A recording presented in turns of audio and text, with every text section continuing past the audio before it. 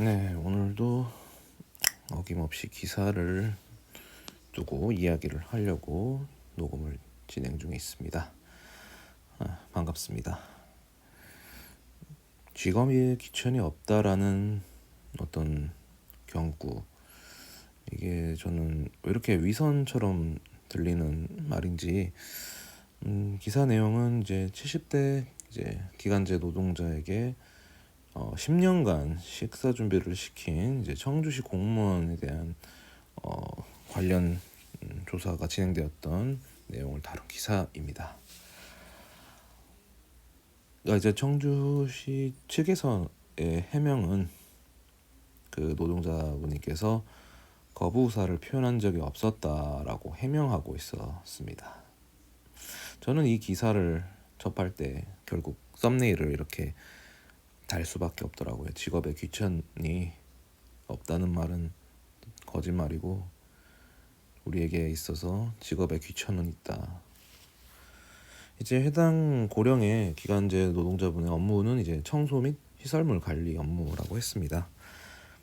그러니까 뭐 일반적으로 우리가 공기업이나 뭐 좀 큰 기업체에서는 아무래도 건물도 크고 하다 보면 이제 화장실도 그렇고 뭐 이제 건물 전반적으로 좀 깨끗하게 관리할 수 있는 분들이 있지 않습니까? 이제 그런 분들에게 점심시간에 이제 밥 차리라고 식모살이 시킨 거죠.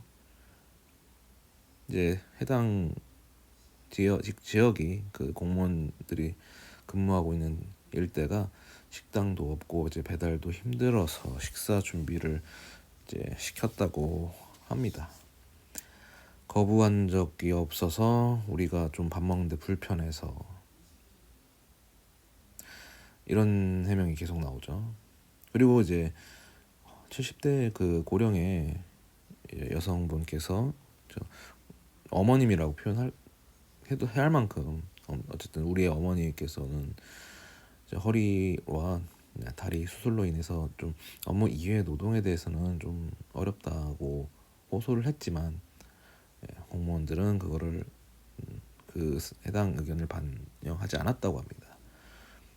아까 거부 의사를 표현한 적이 없다고 말한 게 좀 어렵다고 해서 거부를 한 건 아니니까 그냥 시킨 건가 보네요. 참으로 우리 귀하신 공무원분들께서 본인들보다 천한 기간제 노동자분께 그냥 겨우 1시간 정도 식사 준비한 거를 문제 삼는 게 무엇이냐, 왜 문제가 되느냐, 이런 해명을 하더라고요. 참 귀하죠. 어쨌든 이 해상 그나마 이제 언론에서 기사화되다 보니까 이제 기간제 노동자의 업무 이외 그 식사 준비는 이제 더 이상 하지 않는 걸로 되었고, 결국 이제 조사도 자체 조사였기 때문에 이제 문제 삼지 않는 방향으로 이제 넘어가려고 하더라고요. 그렇게 마무리되는 걸로 보였습니다.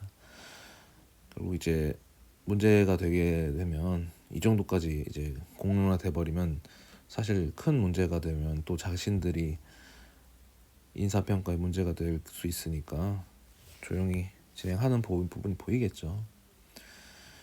자체 조사단으로 정리하는 것도 그렇고, 제가 생각했을 때는 이제 70대 그 여성 기간제 노동자분께서는 더 이상 일할 수 있는 기간이 얼마 남지 않았을 것으로 보입니다.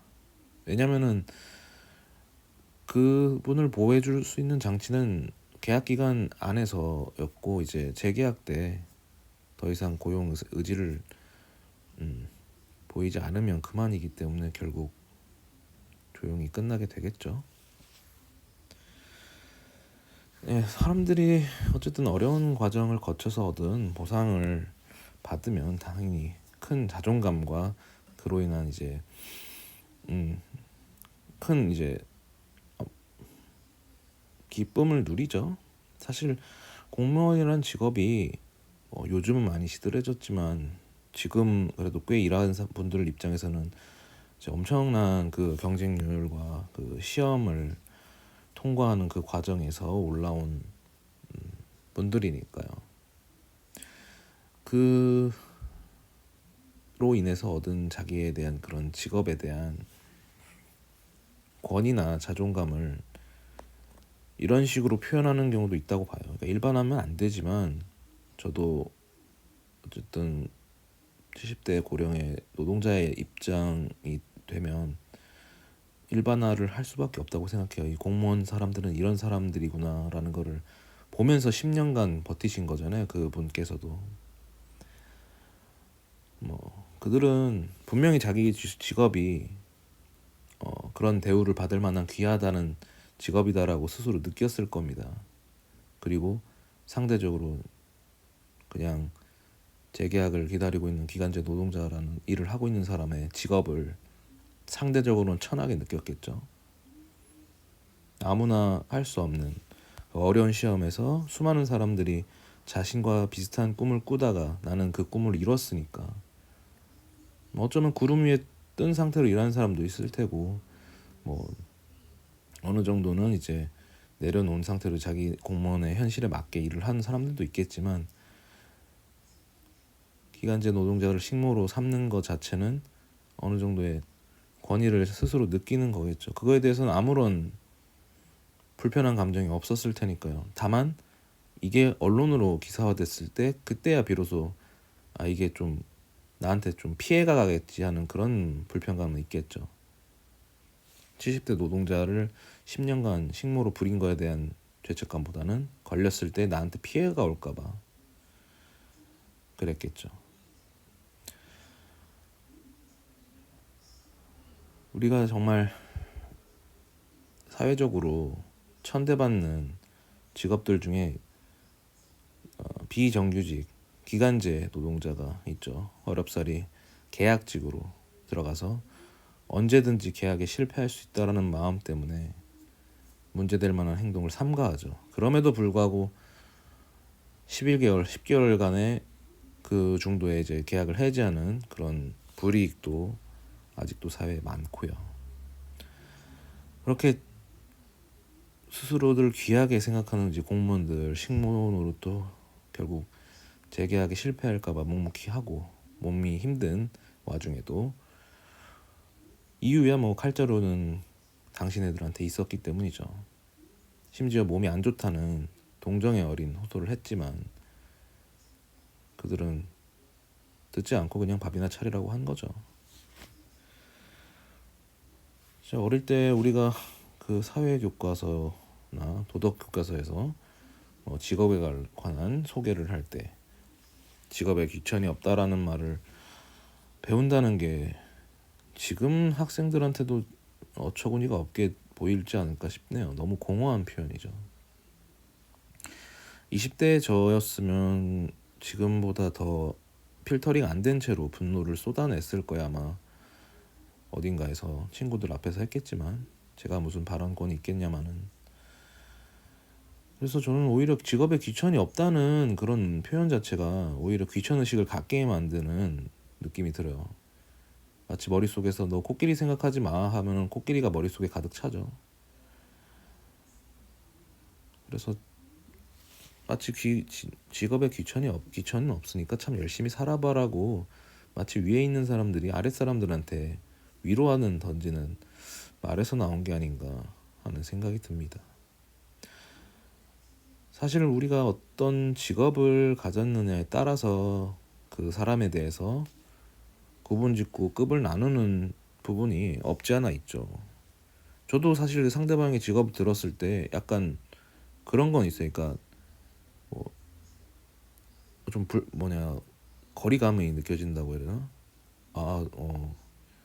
왜냐면 제가 솔직히 제 직업에 대해서 자신이 없다 보니까 상대방이 이제 번듯한 직업이 있으면 약간 좀 열등감이겠죠. 어느 정도는 당연히 저 사람이 나한테 이미 어떤 선입견을 갖게 되겠구나라는 게 느껴져 버린다거나 해야 될까?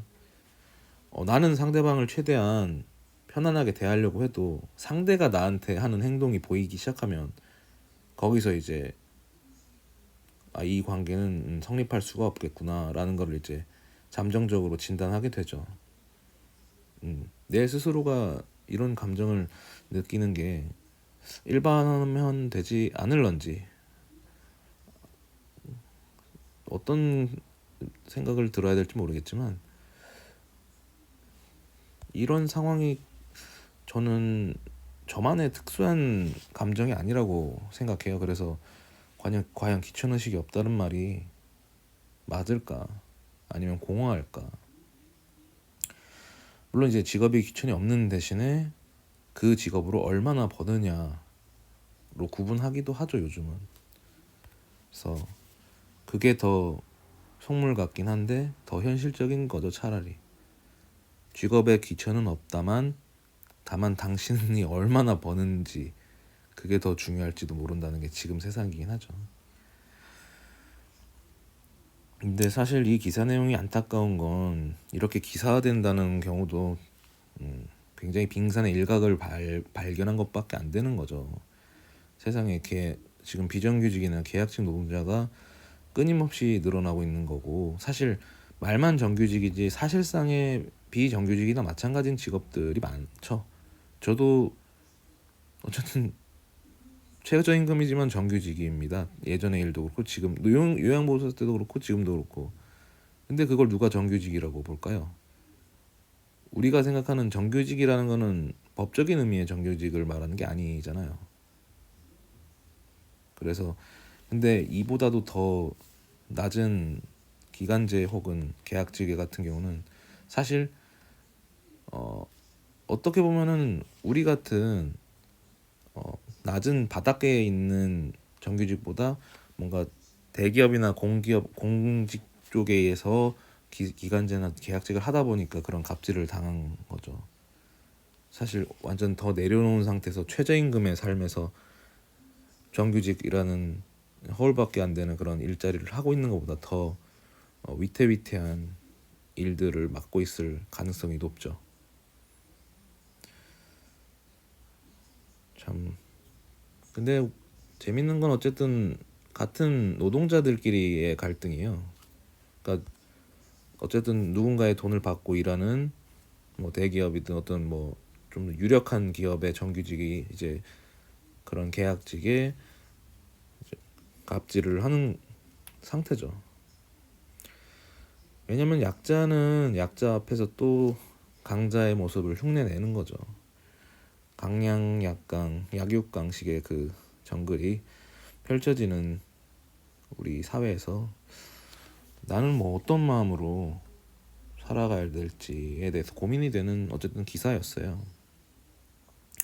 저 또한 이제 누구보다 약자인 이제 노동자이기도 하니까 저라고 뭐 큰 차이가 없고 뭐 지금과 같은 기사가 될 만한 상황까지는 가진 않겠지만 저야 그냥 일을 그만둬 버리면 그만이니까 어차피 최저임금 받는 일자리에서 더 내려가 봐야 최저임금인데 사실 뭐 큰 돈이긴 해요. 큰 돈이긴 한데 몇십만 원 차이인데 어쨌든 이렇게 자존감 무너지고 내가 피해받고 진짜 이렇게 될 것 같으면은 그만두고 떠날 수 있는 자유는 있지만 지금의 그 70의 고령의 노동자 분은 진짜 지금 하는 일이 마지막 일일 수도 있으니까 버틴 거잖아요. 그래서 좀 더 안타까운 생각이 들고 이런 상황을 보호해 줄 수 있는 부분이 사회적으로 거의 없다는 거에 좀 더 좀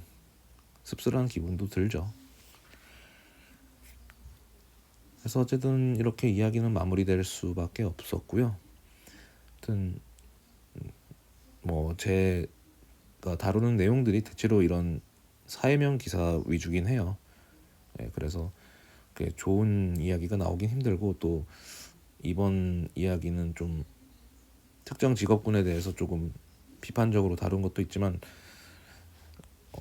고깝지 않게 들어줬으면 좋겠고 누구나 귀한 대접을 받고 싶어하고 직업을 떠나서 그래서 좀 자신이 괜찮은 직업이나 뭐 수입이나 이런 부분이 되면 좀 감정이입을 반대로 좀 잘 하는 사람이 되면 어떨까. 그러면 더 본인의 그런 가치를 더 존중받고 띄워주는 사람이 많을 겁니다. 너무 짓누르려 하기보다는 원래 강자가 되면 좀 그런 너그러움이 있어야 된다고 말하더라고요. 근데 약자가 강자가 되면 보통은 그런 피해 의식 때문이라도 좀 먹잇감을 찾으려는 습성이 나온다고 하는데 그런 괴물이 되진 않기를 바라면서 이야기를 마쳐보도록 하겠습니다. 감사합니다.